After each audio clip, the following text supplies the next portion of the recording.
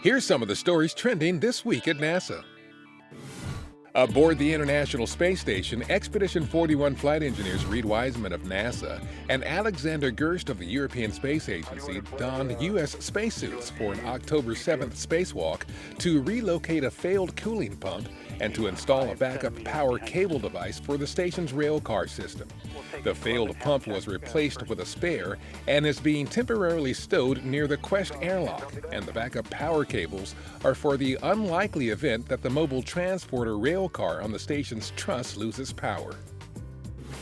A news briefing at NASA headquarters on October 9th outlined the space and Earth-based assets that will have an opportunity to study a comet's close flyby of Mars later this month.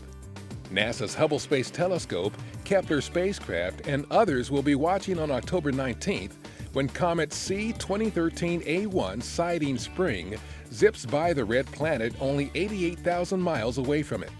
That's less than half the distance between us and our moon and less than 1/10 the distance of any known comet flyby of Earth. Observations of the comet could yield fresh clues about our solar system's earliest days. Astronomers using NASA's Nuclear Spectroscopic Telescope Array, or NuSTAR, have found a pulsating dead star beaming with the energy of about 10 million suns. The pulsar, a dense stellar remnant left over from a supernova explosion, is the brightest ever recorded.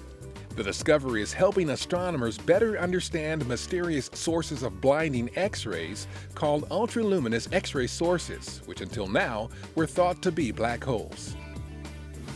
The year's second total lunar eclipse in the early morning hours on October 8th was visible in the Pacific Ocean and bordering regions. A lunar eclipse happens when Earth blocks sunlight that would normally reflect off the moon.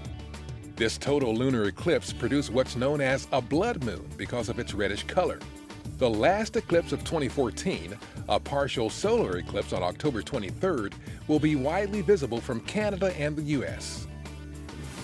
NASA's Lunar Atmosphere and Dust Environment Explorer, or LADEE mission, won Popular Mechanics' 2014 Breakthrough Award. The award, which recognizes innovation in science and technology, was given for the spacecraft's modular general-purpose design, which could drastically reduce the cost of spacecraft development, much like assembly line production did for automobiles. NASA's Ames Research Center designed and built LADEE, which orbited the moon for 100 days to study the dust environment of the lunar atmosphere. And that's what's up this week at NASA. For more on these and other stories, follow us on social media and visit www.nasa.gov/twan.